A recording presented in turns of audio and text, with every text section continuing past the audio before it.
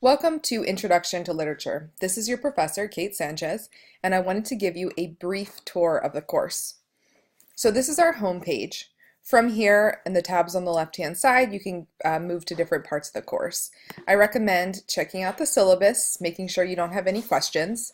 It may be helpful to download the syllabus here and print out a copy of it so that you have a printed copy of the course calendar. Modules is where you'll do all your work in the course. You can check out your grades. You can view the other people in the class and send emails. And then we'll use Zoom to hold online meetings for online office hours if you have any questions or would like to meet with me and we can't meet in person. I am available to meet in person, but most people in online classes prefer to meet online. All right, so you click on modules to get started.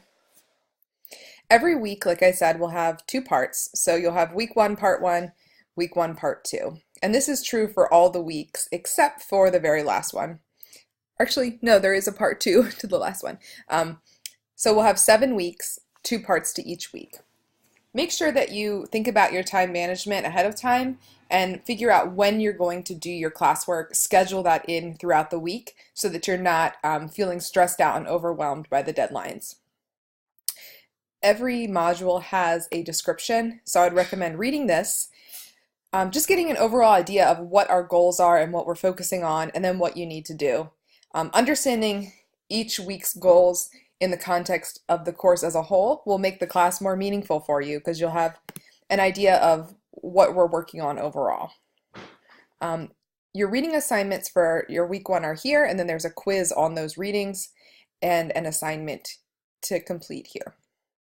In the second part of the week, you have another description, so check that out. There's another quiz, a discussion, and then a 3-part assignment where we're going to just go through the writing process of a short paragraph. So don't get too overwhelmed. It's just a paragraph. It's not that long. And we'll just go through the steps of the writing process to make sure that you're clear about that. Okay, so this is how the weeks will sort of go. They're split up into 2 parts, 1 module for each section of the week. And if you have any questions at all or need help with anything, please feel free to reach out to me. I'm here, I'm happy to help, and I want you to be successful. Also, there are some people that come into this class because they need it for a prerequisite or they need it to graduate as an elective or a writing intensive course. Others of you may be English majors or creative writing certificate program folks, and you may be very interested in this sort of thing.